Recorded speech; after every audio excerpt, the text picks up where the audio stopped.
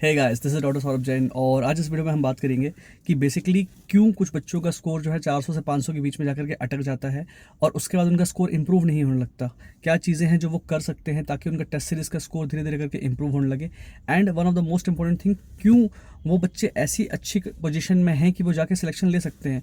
क्यों मुझे लगता है कि ये बच्चे बहुत ईजिली एग्ज़ाम क्लियर कर ले जाएंगे अगर वो कुछ लिमिटेड चीज़ें हैं, कुछ चीज़ें हैं जो इम्प्रूव कर लेते हैं। तो ये बच्चे यूजुअली, इनका मैसेज मेरे पास आता है, ये अपनी हिम्मत हार चुके होते हैं, इनको लगता है कि शायद इनका सिलेक्शन नहीं हो पाएगा, जबकि ये बहुत बहुत अच्छी पोजीशन में है जो एग्ज़ाम निकाल सकते हैं। I am making this video from my car because of some circumstances I was very busy, so मुझे टाइम अभी मिल पाया तो मैं कर रहा हूँ। जो लोग नए आए हैं चैनल पे, प्लीज़ मेरे चैनल को सब्सक्राइब कर लेना, क्योंकि 90% लोग जो देखते हैं वो सब्सक्राइब नहीं करके जाते। सो ताकि मुझे कंटेंट का आइडिया होता जाए कि क्या कंटेंट आप लोगों को पसंद आ रहा है। Okay, so let's start. पहली चीज़ जो आप कर सकते हो और जो आपको इस समय फेस करनी पड़ रही होगी वो ये है कि इस समय आपकी कोचिंग चल रही होगी, या फिर कहीं ना कहीं से आपने सोच रखा होगा कि कोई मटेरियल जो है वो आपको पूरा करना है। आपका अभी सिलेबस कंप्लीट नहीं हुआ होगा क्योंकि दिसंबर चल रहा है, ठीक है। और ये सिलेबस अभी आपका कंप्लीट होने में हो सकता है जनवरी भी आ जाए, फरवरी भी आ जाए, अगले 2 महीने हो सकता है आपको और टाइम देना पड़े सिलेबस कंप्लीट करने को। तो सबसे बड़ी प्रॉब्लम जो बच्चों को आती है, जो खास करके ड्रॉपर्स को भी आती है, वो ये है कि सर हमारा बैकलॉग बहुत सारा छूट रहा है। बहुत सारी चीज़ें जो है हमारी नई चल रही हैं क्लास में, तो हम पहले नया कवर करें या बैकलॉग को कवर करें। ये एक बेसिक क्वेश्चन वो पूछते हैं। आपको हरदम सबसे पहले जो आपका रिसेंट चल रहा है, जो करंट में चल रहा है, उसको कवर करना है। You don't have to focus on the backlog, backlog बाद में हो जाएगा। नहीं तो क्या होगा कि अभी जो आपका रिसेंट में चल रहा है वो आपका छूटता चला जाएगा, ये भी बैकलॉग बनता जाएगा। धीरे धीरे करके आपके ऊपर इतना लोड आ जाएगा बाद में कि आपको लगेगा कि आपको एक ह्यूज अमाउंट ऑफ टाइम देना पड़ेगा केवल सिलेबस कंप्लीट करने के लिए, जब फरवरी में आपकी कोचिंग एक बार कंप्लीट हो जाएगी। So first of all, focus on the thing that is going on in the class right now. Okay, आपको सिर्फ और सिर्फ कब जो रिसेंट चल रहा है उस पर फोकस नहीं करना है, तब जब आपको लगता है कि ऑलरेडी जो चल रहा है क्लास में वो आपको बहुत अच्छे से आता है। ये टाइम को आप कंज्यूम कर सकते हो, यूज़ कर सकते हो, यूटिलाइज कर सकते हो कुछ और करने के लिए। इन दैट केस ओनली आपको इस जो करंट में चीज़ चल रही है उसको नहीं करना है। नहीं तो आपको हरदम फोकस करना है जो अभी करंट में चल रहा है उस पर, ताकि ये चीज़ बैकलॉग ना हो जाए। जो बैकलॉग आपका बचा हुआ है उसको कैसे कंप्लीट करना है उस बारे में भी हम बात करेंगे थोड़ी देर बाद। लेकिन the main thing is that कि आपको करंट को बैकलॉग नहीं बनने देना, करंट को आपको टाइमली कंप्लीट करके ही खत्म करना है। Okay, so you have to focus on the thing that is going on. अब होता क्या है कि जब आप टेस्ट सीरीज देते हो, आपने आज एक टेस्ट दिया, उसके बाद फिर आप अगला टेस्ट दोगे, फिर आप तीसरा टेस्ट दोगे। हर बार क्या होता है, जब सिलेबस हमारा चल रहा होता है कोचिंग में, तो हर बार हमारे टेस्ट में सिलेबस चेंज होता जाता है। आज कुछ चैप्टर्स आएंगे, अगली बार कुछ चैप्टर्स आएंगे, अगली बार कुछ चैप्टर्स आएंगे। तो हर बार चूंकि आपको चैप्टर्स नए मिल रहे हैं, सेम चैप्टर्स आपके रिपीट नहीं हो रहे हैं क्योंकि अभी आपका फुल सिलेबस टेस्ट नहीं हो रहा है। तो जब आपके चैप्टर्स चेंज होते हैं तो हर बार आपकी एफिशिएंसी जो होती है वो, बिकॉज चैप्टर्स नए होने के कारण, कम हो जाती है।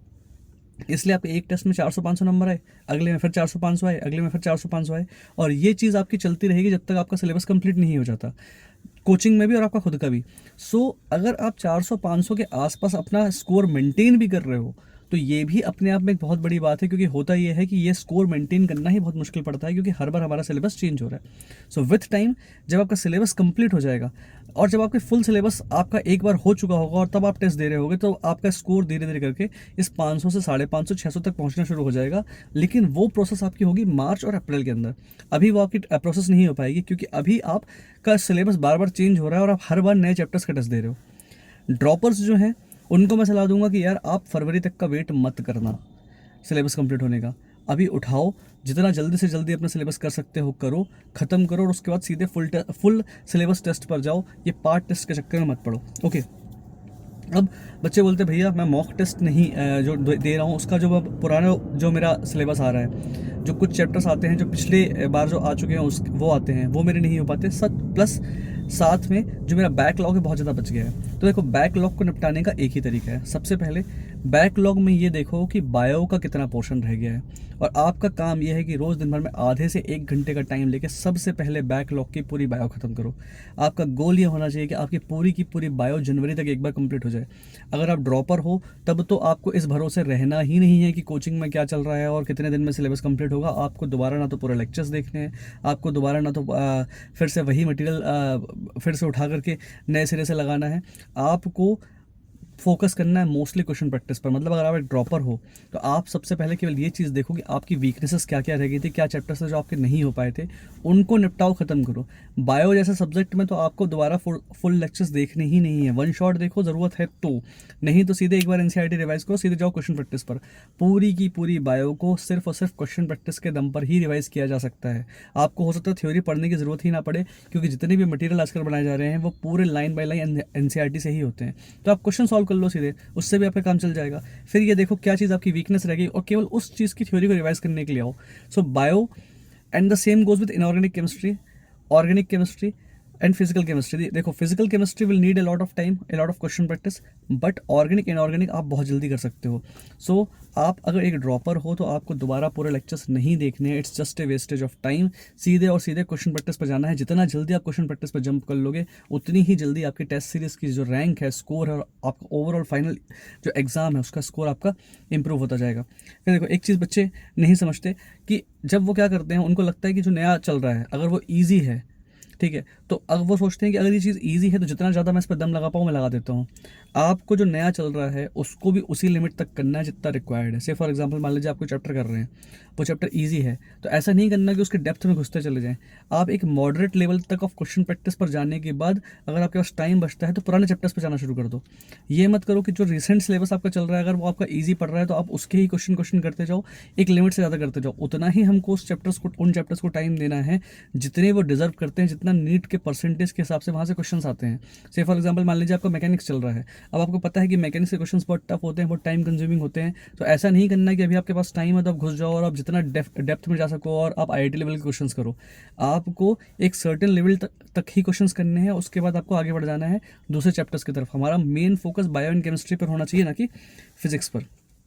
अब देखो अगर आप चाहते हो कि धीरे धीरे करके आपका स्कोर इंप्रूव हो तो एक गलती बच्चे करते हैं, जैसे अभी आप कर रहे हो तैयारी, ओके, और अभी आपने एक बार सिलेबस कंप्लीट किया, फिर आप रिवीजन और उसको आप आगे बढ़ जाओगे, अगले सिलेबस आप अपने अगले चैप्टर्स पर चले जाओगे।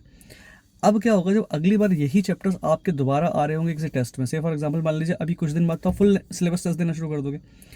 ये जो चैप्टर्स आज आपने किए हैं, आपको जब आप इन चैप्टर्स को कंप्लीट कर रहे हो उसी टाइम पर इतने अच्छे से इनका मटेरियल कंटेंट अपने पास इकट्ठा कर लेना है कि जब नेक्स्ट टाइम आप इनको रिवाइज करने के लिए जाओ तो आपको जीरो से फिर से शुरू ना करना पड़े। से फॉर एग्जांपल मान लीजिए आप बात करते हैं फिजिक्स की, फिजिक्स का कोई चैप्टर आपने किया, उसकी फॉर्मूला शीट अभी से अपने पास बना के रख लो, ताकि नेक्स्ट टाइम जब आप सीधे उठाओ, जब आप उस चैप्टर के क्वेश्चंस करने जाओ तो सीधे फॉर्मूला शीट अपनी एक बार देखो और एक बार फटाफट शॉर्ट नोट्स अपने देखो और सीधे क्वेश्चंस पे आप जा सको। अगर आप जो चैप्टर्स अभी कर रहे हैं उसको आप प्रॉपरली सिस्टमेटाइज करते हुए नहीं चलेंगे, अगर आप शॉर्ट नोट्स नहीं बनाएंगे, तो अल्टीमेटली होगा ये कि आज आप एक बार इस चैप्टर को करोगे, जब आप नेक्स्ट टाइम इन चैप्टर्स को करने फिर से जाओगे तो आपको फिर से इतना ही टाइम देना पड़ेगा। हर टॉपर क्या करता है, जब वो चीज़ें कर रहा होता है उस टाइम पर अपना एक एग्जिट प्लान सोच लेता है, एक लॉन्ग टर्म प्लान सोच लेता है कि कैसे वो इन्हीं चीज़ों को फिर से रिवाइज करेगा, ताकि तब वो फटाफट रिवाइज कर ले, ताकि वो कम टाइम में ज़्यादा सिलेबस कर पाए, ताकि जब फुल सिलेबस क्वेश्चंस आए, जब फुल सिलेबस पेपर आए तो उसका सिलेबस जो हो जितना मैक्सिमम से मैक्सिमम कवर हो पाए हो जाए, ताकि वो टेस्ट सीरीज़ में या फिर फाइनल एग्जाम में अच्छा स्कोर कर पाए। तो अपना हरदम एक एंड प्लान सोच के रखना है कि अगर आज मैंने किसी चीज़ को किया तो कितना टाइम मुझे बाद में उस चीज़ को देना है, ताकि वो मेरा हो जाए। अब मतलब अगर किसी चैप्टर को आज आपने 6 घंटे दिए हैं तो अगली बार आपका आधा घंटे में ही वो चैप्टर इतना अच्छे से रिवाइज हो जाना चाहिए कि आप सीधे क्वेश्चंस पे जा सको। So you should always have a revision plan, okay. So make formula sheets for physics, formula sheet for chemistry, short notes तो आपको बनाने ही बनाने हैं। बायो में आपका पूरा रिवीजन ही क्वेश्चन प्रैक्टिस के थ्रू होना चाहिए, तो आपको बायो का स्पेसिफिकली हर चैप्टर का ये पता होना चाहिए कि क्या चीज़ें आप भूल जाते हो और वो चीज़ें आपके पास या तो एक जगह लिखी हों या फिर आपकी बुक में बहुत अच्छे से मार्क्ड हो, ताकि आपको पता हो कि लास्ट में केवल आप इस चीज़ को रिवाइज करोगे और सीधे क्वेश्चन प्रैक्टिस पर जा सकते हो। बायो में पूरे चैप्टर को बार बार रिवाइज नहीं करना है, करना पहले क्वेश्चन प्रैक्टिस है, ये देखना है कि क्या चीज़ नहीं बनती है, उसके बाद ही हमको थ्योरी पर लौटना है। इस तरह से आप धीरे धीरे करके अपनी टेस्ट सीरीज की स्कोरिंग को इंप्रूव कर पाओगे, फाइनल स्कोर इंप्रूव कर पाओगे। एक बात समझो, जो भी आज आपका स्कोर आ रहा है, फाइनल जो सबसे बड़ा इंप्रूवमेंट आपका होगा वो होगा लास्ट के 2 महीनों में। अभी अगर आप पेशेंस से केवल लगे रहोगे ना तो ये चीज़ें जो आज आपको टफ लग रही हैं धीरे धीरे करके आपको आसान लगने लगेंगी, और लास्ट तक पहुंचते पहुंचते जब आप कोर्स एक बार पूरा समेट लोगे और आप फुल स्पीड से लगोगे फुल सिलेबस टेस्ट पे, तब आपका स्कोर आपको अपने आप इंप्रूव होता समझ में आएगा। और एक बात ध्यान रखना, जो फाइनल एग्जाम होता है, जो नीट का पेपर होता है वो बहुत स्टैंडर्ड पेपर बनाया जाता है, उनको फ़र्क नहीं पड़ता तुम्हारी कोचिंग में क्या आ रहा था, और वहाँ पर स्कोर करना आसान होता है। इसलिए अगर अभी तुम लगे रहोगे तो एक बात ध्यान रखना, नीट का फाइनल स्कोर जो हमारा आता है वो टेस्ट सीरीज़ की स्कोर से बेटर ही आता है। तो डेफिनेटली अगर आपकी टेस्ट सीरीज़ में 550 आ रहे हैं तो फाइनल एग्जाम में आप 600 तक पहुँच जाओगे ईजिली। लेकिन अगर आप लगातार लगे रहोगे तो, एंड फिर भी अगर आपको लगता है कि आपका स्कोर लगातार कम आ रहा है तो हो सकता है कि भाई आपका जो टेस्ट का लेवल हो, क्योंकि 2025 के बाद कोचिंग्स बहुत टफ पेपर बनाने लगी हैं, तो हो सकता है कि आपका जो पेपर का लेवल हो बहुत टफ आ रहा हो सकता है फिजिक्स इस बार 2026 में इतनी टफ ना आए, इतनी हार्ड ना आए। तो हमको केवल ये एज्यूम्शन लेकर के नहीं चलना है कि फिजिक्स बहुत टफ ही आएगी, हो सकता है फिजिक्स बहुत ईजी आ जाए। जो टफ फिजिक्स आपसे अभी ना बन पा रही हो, क्योंकि एकदम से ड्रॉपर्स के लिए ये भी अपने आप में एक 180 डिग्री टर्न है कि उनको पहले ईजी फिजिक्स करने की हैबिट डलवाई गई, इस बार हम उनको मजबूर कर रहे हैं बहुत टफ फिजिक्स करने के लिए, जो वो नहीं मैनेज कर पा रहे होंगे मोस्ट प्रोबेबली। सो हमको इन चीज़ों की चिंता नहीं करनी है। यू हैव टू मैनेज, जब जैसे जिस तरह से आपने अभी तक मैनेज किया है, फिजिक्स हमको मॉडरेट लेवल की ही करनी है। बहुत टफ पेपर आ रहा है, अगर कोचिंग में आपसे नहीं बन पा रहा, आपका स्कोर नहीं आ पा रहा है, आप अटके हुए हो फिजिक्स के कारण, तो घबराना नहीं है, आपको लगातार लगे रहना है। सो कुछ बेसिक चीज़ अगर आप कर लेते हो, जो कि मैंने बोला, न्यू अच्छे से करते जाओ, ओल्ड का धीरे धीरे करके आधा एक घंटे का टाइम निकाल के बैकलॉग बायो कंप्लीट करो। आप रिवीजन शीट अपनी और एक शॉर्ट नोट्स बनाते जाओ। बायो सिर्फ और सिर्फ क्वेश्चन प्रैक्टिस के थ्रू रिवाइज करो। अपनी वीकनेसेस फाइंड आउट करो और थ्योरी वहीं से रिवाइज करो। अगर आप एक ड्रॉपर हो, फुल लेंथ वीडियोस मत देखो, वन शॉट देखो, या उसकी भी ज़रूरत नहीं है, सीधे नोट्स रिवाइज करो, सीधे क्वेश्चन प्रैक्टिस पे जाओ। इन चीज़ों को अगर आप करते हो और अगर आप लगे रहते हो लगातार, तो आपको स्कोर अपना धीरे धीरे करके अपने आप इंप्रूव होता समझ में आएगा। एंड स्टिल उसके बाद भी इंप्रूव नहीं होता है तो टेस्ट सीरीज़ को देख के घबराना नहीं है। फाइनल एग्जाम का स्कोर आपके टेस्ट सीरीज़ के स्कोर से अच्छा ही आता है। So I hope you like this video because I'm taking a lot of my time out to write the content, इसलिए मेरे वीडियोस थोड़ा सा लेट आते हैं, लेकिन मुझे सोचने में टाइम लगता है उस चीज़ का। एंड रिसेंटली मेरी वाइफ ने अभी all India 20th rank achieve की है एम्स में, सो उसमें भी थोड़ा सा हम लगे हुए थे, तो I got busy in that also. And I hope कि you guys like this video, and still if you have any doubt you can message me directly on Telegram. My Telegram ID is Dr. Saurabh Jain AIIMS। आप search करोगे आपको मिल जाएगा। आप लोग group मेरा join कर लो, जिसमें मैं लगातार अपडेट डालता रहता हूँ, और कुछ ना कुछ मैं वहाँ पर इंटरेस्टिंग चीज़ें और कुछ ना कुछ आपके काम की चीज़ें डालता ही रहता हूँ। And I hope you like this video. And please अगर आपको कुछ भी डाउट होता है, वो आप यहाँ पे नीचे कमेंट कर सकते हैं, आप मुझे टेलीग्राम पर डायरेक्टली मैसेज कर सकते हैं। I will definitely reply to you. मैं हर किसी को रिप्लाई करता हूँ, so I will definitely reply to you too. So thank you and best of luck for your exam preparations. Thank you.